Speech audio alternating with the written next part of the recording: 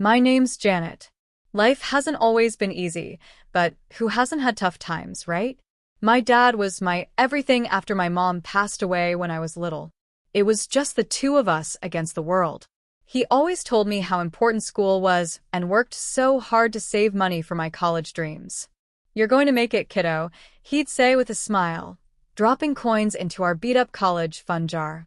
I believed him, and I believed in us. After high school, I started at a local community college. I wanted to study investment management and make a name for myself. That's where I met Douglas. He was in my class, charming, with this messy, just got out of bed look that somehow really worked on me. We hit it off right away, stealing glances during class and laughing over bad cafeteria coffee. Then everything fell apart. My dad passed away out of the blue, no warning, just gone. Losing him shattered me. But it wasn't just the heartbreak. I found out the college fund wasn't enough to keep me in school. I barely got through my first year scraping by, but eventually I had to drop out. My dad left me the apartment, a small, old one-bedroom in a rundown part of town. It wasn't much, but it was home. One chilly evening, Douglas came over. He walked in with his hands stuffed in his jeans pockets, looking around the apartment. "You live here alone, Janet?" he asked, noticing the peeling wallpaper. "Yeah, just me now," I said, trying to smooth down a loose piece of wallpaper. "It's not much, but it's home." He watched me for a second, then stepped closer and took my hands. "Let's get married, Janet," he said. "I want to take care of you." "Let's start our life here," Douglas said. It was sudden, sure, but nothing in my life had ever gone as planned, so why start now? "Okay, Douglas," I said, and it felt right. We didn't wait long. The wedding was as simple as it gets. Just us, a couple of friends as witnesses, and a quick ceremony at City Hall. Douglas's parents didn't come. They'd never really liked me. "Too plain," they'd whispered, thinking I couldn't hear. "Not one of us." It stung. But Douglas just squeezed my hand and whispered, "I love you. That's all that matters." After the ceremony, we walked back to the apartment, my apartment, now ours. The late afternoon sun stretched long shadows across the sidewalk. Douglas opened a cheap bottle of champagne from the corner store and poured it into two mismatched glasses. "To us," he said, raising his glass. "To us," I said back, taking a sip. The champagne fizzed on my tongue, tasting like hope and a fresh start. Douglas and I had a deal. He'd finish college while I worked to pay the bills, and when he graduated, it would be my turn to go back and chase the degree I had to leave behind. It sounded simple enough, right? At least, that's what I thought. I worked 2 jobs to make it happen. During the day, I was a cashier at the grocery store, scanning endless items and dealing with the occasional rude customer. At night, I put on a different apron to wait tables at a diner, serving greasy burgers and bad coffee to truckers and night owls. It was exhausting, but I kept going, holding on to the dream of walking back into college someday. Douglas, meanwhile, was supposed to be focused on his studies. And at first I thought he was. But his demands started to pile up. "Janet, what's for dinner? I'm tired of fast food. I need something real, like Mom used to make," he'd say the moment I came home, barely able to stand after my shift. Sometimes I couldn't hold back. "Maybe you should learn to cook for yourself, Douglas." "I'm not your mom," I'd snap, tossing my keys on the table. His face would darken, shutting down. It was the beginning of something I couldn't quite name yet. "I'm studying to make something of myself." "The least you could do is keep the house clean," Douglas would say. His words cut deep, but I kept quiet, afraid of breaking the fragile balance we had. Douglas's parents didn't help. They were educated and polished, so different from me with my high school diploma and grease-stained diner uniform. They barely acknowledged me, and when they did, it was to throw out a backhanded comment. "You'd understand this if you had finished school, dear," his mom would say, sipping tea and looking at me over her glasses. Douglas didn't stick up for me. He just nodded, agreeing with them like their words were gospel. He started spending more time at their house, avoiding our small apartment and the responsibilities waiting here. One night, as I stood in the bathroom scrubbing diner grease from under my nails, he hit me with another blow. "I'm staying at my parents' tonight." I need a quiet place to study and a good night's sleep. I slammed the cabinet shut harder than I meant to. Fine. Do what you want, I said, sharp and biting, full of everything I didn't say out loud. As time went on, I threw myself into work. My routines, bagging groceries, serving food, cleaning tables, became my escape. I was like a robot, just going through the motions. One night, after a long shift, I came home to an empty apartment. Douglas wasn't there. No explanation, just a note. Gone to study. Make sure dinner's ready tomorrow. I crumpled the note in my hand, the edges cutting into my skin. Alone in the quiet kitchen, I let it all hit me. The exhaustion, the loneliness, the anger I'd been holding back. A tear slipped down my cheek, even though I tried not to let it. After years of working 2 jobs while Douglas focused on school, the day finally came he graduated. He landed a job almost right away at a big, well-known company. His first paycheck felt like winning the lottery compared to the tips I made at the diner. It was like a breath of fresh air for both of us, a moment of hope in our strained lives. I remember sitting across from Douglas at our little kitchen table one evening. I felt a spark of hope as I spoke. With your new job, I was thinking, maybe it's time for me to cut back at work and start looking at programs. You know, to go back to school and finish what I started, I said, trying to keep my voice steady. Douglas didn't even look up from his plate. Janet, we can't afford that. Every penny counts, and you know how tight things are, he said. His fork clattered against the plate, the sharp sound cutting through the room like his words. I leaned back, my heart sinking, but I wasn't ready to give up yet.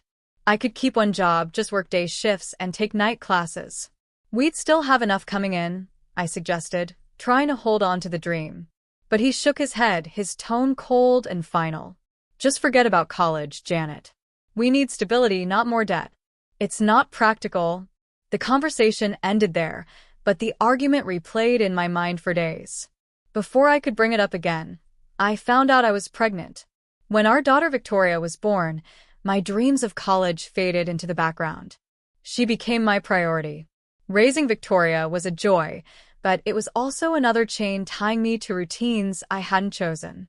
I kept working at the grocery store, my dreams set aside like the shelves I stocked. Douglas's criticisms didn't stop, though. They just shifted. You're not doing it right, Janet. She needs to learn proper manners, not whatever it is you're teaching her, he'd say, barely glancing up from his phone. I'd hold Victoria close, whispering promises I wasn't sure I could keep. It's okay, baby. Mommy's here, I'd say, even as doubt crept in. As Victoria grew, Douglas's parents became more involved in her life. They paid for a fancy preschool and made sure every school event was about showing off their grandparent pride. Their influence slowly overshadowed mine. One evening, Douglas laid down a new rule without even flinching. Janet, it's best if you don't come to the school events. The teachers have certain expectations of families, and we can't ruin Victoria's opportunities. His words stung, but I swallowed my hurt. I wasn't just losing my dreams. I was losing my place in my daughter's life. Those words felt like a slap, hidden behind fake concern. So, what am I supposed to do? Just stay home and pretend I don't have a daughter? Pretend I don't see her growing up, learning things I'm not teaching her, becoming someone I barely know? I asked, my voice trembling. It's for the best, Douglas said coldly. His indifference was the final blow to the dreams we once shared. The years went on, and Douglas's words weighed heavy, not like a safe anchor, but like something dragging me down. His sharp commands to Victoria left scars, teaching her to disrespect and dismiss me. Janet, don't bother telling her what to do. She listens to me, not you, he snapped one evening when I suggested Victoria help set the table. It's for her own good, he added, dismissing me in front of Victoria. I saw my little girl's eyes harden, mirroring her father's. You don't know anything, Mom, she'd say when I asked her for help. Her tone matched Douglas's perfectly. Each word felt like a stab. I tried to reach out to Victoria to close the growing distance between us. I wanted mother-daughter talks, time to bond. But she only pulled further away, retreating into a world shaped by Douglas and his parents, a world I wasn't part of. One day, it all hit me in the worst way. Victoria had friends over, and their laughter echoed through the house. I was cleaning and bumped into them in the hallway. I smiled, wiping my hands on my apron, ready to say hello. But before I could, Victoria cut in. "Oh, that's just our housekeeper," she said. Her friends barely glanced at me, nodding as they shuffled past into her perfectly kept room. The door clicked shut, and their muffled giggles felt like knives in my chest. I stood there frozen, then retreated to the kitchen. Leaning against the fridge, I let the tears come, no matter how much I tried to hold them back. I wasn't her housekeeper. I was her mother. But in that moment, I felt like I didn't belong in my own home. That evening, I couldn't stay silent. I confronted Douglas, my voice shaking but determined. "How can you let her, our daughter, treat me like this?" Today, she called me the housekeeper, Douglas. In our home, he didn't even look up from his paper. Maybe if you didn't look the part, she'd respect you more. "You're always cleaning, always wearing those rags. What do you expect?" His words hit me hard, breaking through whatever strength I had left. "I'm trying, Douglas. I'm trying to make this a home. But you and your parents, you're teaching her to hate me," I said, my voice trembling. Douglas scoffed and folded his newspaper neatly. "Janet, you need to stop being so sensitive. She's growing up in a different world than you did. She needs to fit in," he said dismissively. At night, I couldn't sleep. My thoughts spiraled. Douglas pulling away, his parents' cold remarks, and now Victoria's rejection. It all painted a clear picture. I was an outsider in my own life. My role was just to work, to provide, and to stay unnoticed. As Victoria grew into a teenager, her embarrassment of me became impossible to ignore. She made comments about my old clothes and simple manners, and they cut even deeper because they sounded just like Douglas's. She was ashamed of me, her mother, the one who had given up everything for her. When I turned 41, I hoped it might be a fresh start, a small step toward something better. I decided to celebrate, nothing fancy, just a quiet dinner with Douglas and Victoria. I booked a table at a nice restaurant downtown, imagining for once we might share a nice evening together as a family. When I got home from work that day, feeling a flicker of hope, the apartment was unusually quiet. Douglas and Victoria were sitting in the living room, staring at the TV with strange looks on their faces, like they were bracing for bad news. "Hey, I've got a surprise," I said, trying to sound cheerful despite how tired I was. I booked us a table at Marcello's for dinner to celebrate my birthday. Just the three of us. Douglas turned off the TV, raising an eyebrow. A small smirk tugged at his lips. "Janet, seriously? You think we want to go out and celebrate with you, a dropout? What would we even talk about?" His words hit hard, but before I could respond, Victoria joined in. "Yeah, Mom. "It's kind of embarrassing. You wouldn't even know which fork to use," she said, her tone dripping with the same disdain as her father's. I felt my face flush, their words stinging like a slap. The hope I had for even a small moment of connection shattered in an instant. "I just thought we could be a family for tonight," I said, my voice barely above a whisper. Douglas laughed, a cold, mocking laugh. "A family? With you making a fool of yourself? No thanks." Then, with a smirk, he stood up, walked to his briefcase, and pulled out an envelope. He tossed it onto the coffee table like it was nothing. "Here's my gift to you," he said, his tone cruel. Confused, I picked it up, my hand shaking. It was a divorce application. This is your gift," I stammered. "Yeah." "Consider yourself free from us. We're done, Janet. I'm taking Victoria, and we're moving out. You can keep this place," he said coldly. Victoria just nodded, standing beside him. "I'd rather live with Dad. I can't be seen with you, Mom. It's just too embarrassing," she said, her words cutting deep. They packed up their things quickly, moving with a chilling efficiency. I stood frozen, watching as my world fell apart, not just the physical pieces of our life, but every last bit of affection or connection we'd once shared. When they left, the door clicked shut, soft but final, echoing like a gunshot in the empty apartment. The divorce was fast, cold, and painful. In court, Douglas's parents testified against me, calling me uneducated and unfit to be a mother. They painted me as a failure in every possible way. Even Victoria spoke, her voice steady and rehearsed. "I want to live with my dad. He's better for me," she said, her words like a dagger. Sitting in that sterile courtroom, listening to all the ways I had supposedly failed, something inside me shifted. Maybe it broke, or maybe it finally came together. I realized then that they were strangers to me now. Their words couldn't wound me the way they once did. I was alone, truly alone. But maybe, just maybe, that was the freedom I needed. One thing became clear. I had to prove, if to no one else but myself, that I was capable of so much more. That burning resolve led me back to the doors of the college I had left years ago. I enrolled again. I was older than most of my classmates, but I came with a fire in me that only life's hardships can bring. I hired tutors, spent late nights wrestling with investment theories and financial models, my eyes burning from exhaustion, but my determination stronger than ever. Social media was a landmine. Every now and then, I'd see a picture of Douglas, Victoria, and his new partner, the woman who had replaced me. They looked so happy, carefree, living in a fancy downtown apartment that screamed luxury. It stung to see them thriving while I was still trying to piece myself back together. But instead of letting it drag me down, I used it as fuel. Each picture, each post, lit a fire in me to push harder, to fight for the life I deserved. I used my anger and pain to push myself forward. Instead of letting bitterness weigh me down, I turned it into my fuel. By the time graduation day came, I was a completely different person from the one who had started. "You've got what it takes, Janet. Don't let anyone tell you otherwise," my favorite professor, Dr. Zachary, said during our last meeting.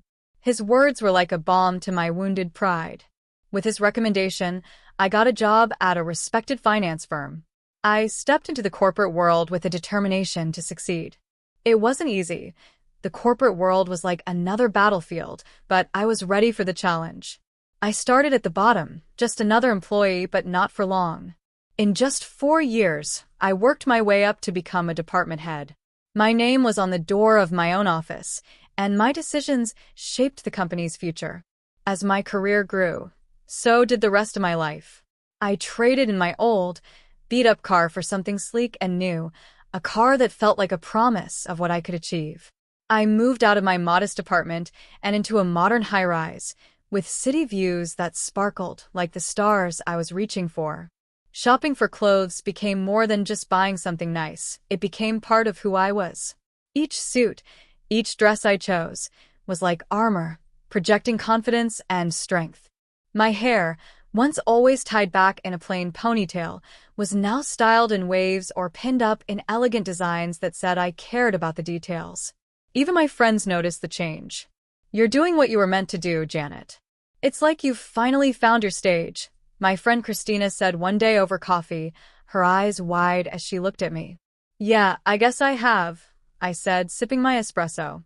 Douglas, Victoria, and all the pain they brought me became just a small part of my story, no longer the thing that defined me. One night, while browsing job listings, I stumbled on something that stopped me in my tracks. It was a department head position at none other than the company where my ex-husband, Douglas, worked. My heart raced. Half of me wanted to prove I could do it, the other half just loved the sheer audacity of applying. The interview was set for the next week. I walked into that office with all the confidence of a woman who had rebuilt herself from the ground up, with nothing to lose and everything to prove. The interviewers were a panel of 3, each one more impressed than the last as we talked about market trends and financial strategies. By the end of the meeting, I could see the excitement on their faces. "Well, Janet, I have to say, it's refreshing to see someone with such a clear vision and strong knowledge. We'd be lucky to have you on board," the senior interviewer said, smiling warmly. "Thank you. I'm ready to hit the ground running," I replied, my voice steady and my resolve stronger than ever. My first day felt like something out of a movie. As I was introduced to my new team, there was polite applause and welcoming smiles. But then I saw Douglas's face. The shock on his face was priceless, his eyes wide, his mouth slightly open, like he'd seen a ghost. The head of the company, Mr. Jeremy, seemed to notice and looked amused. He put a hand on my shoulder and said, "Everyone, I expect you to give Janet all the support she needs. She comes highly recommended, and I believe she will take this department to new heights." As the room cleared, Douglas stormed up to Mr. Jeremy, his voice low but angry. "I applied for this position. Why did you give it to her? What does she have that I don't?" Mr. Jeremy looked at Douglas, then at me, raising an eyebrow. "Douglas, the decision was based purely on merit. Janet's qualifications and vision for the department far exceed what you've shown us so far. There's a lot you could learn from her." Douglas scoffed, his voice rising. "Learn from her? This has to be some kind of joke." "No joke, Douglas. I suggest you adjust your attitude and focus on your own responsibilities," Mr. Jeremy replied calmly. Humiliated, Douglas did something I didn't expect. He slammed his ID badge down on the table, muttered something about a stupid boss, and stormed out of the office. Mr. Jeremy sighed, shaking his head as he watched Douglas leave. "Sorry about that, Janet. I'll take care of it. Why don't you get started with your teams?" I nodded, a small, satisfied smile creeping onto my face as I watched Douglas stomp down the hallway. The sound of his angry footsteps was music to my ears. Later, I overheard Mr. Jeremy on the phone. Yes, he resigned. No, I can't give him a positive recommendation, not after this. The rest of the day flew by, filled with introductions and planning sessions. But through it all, one thought stayed with me. Justice, in its own way, had been served. Douglas had underestimated me, just like he always did. But this time, I proved him wrong. I had come out on top.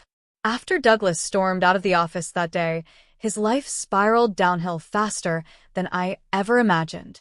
I started hearing rumors from mutual acquaintances, people eager to share the gossip. They said Douglas's latest girlfriend had kicked him and Victoria out of her fancy apartment.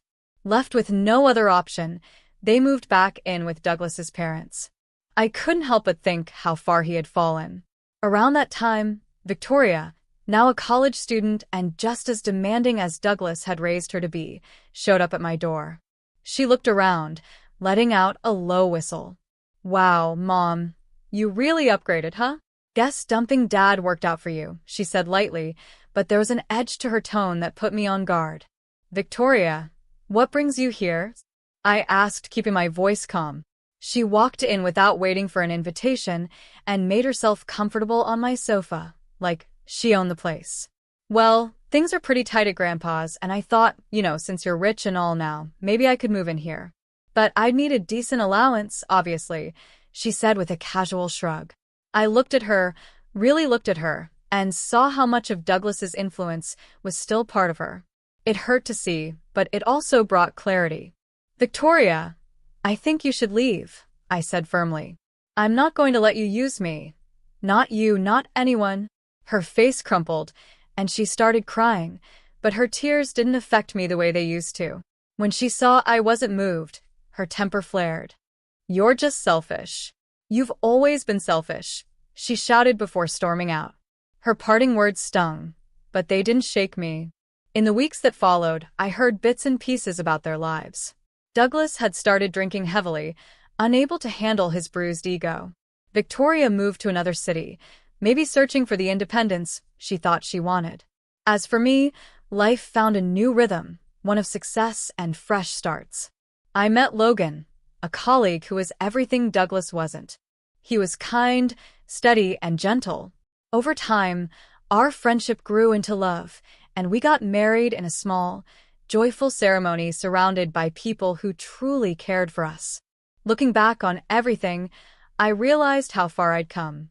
Losing my old family had been painful, but it helped me find myself. In doing so, I gained a life that was real and fulfilling. As I looked ahead, I felt ready for whatever came next, knowing I hadn't just survived. I had thrived. I had written my own story, one of strength, growth, and triumph.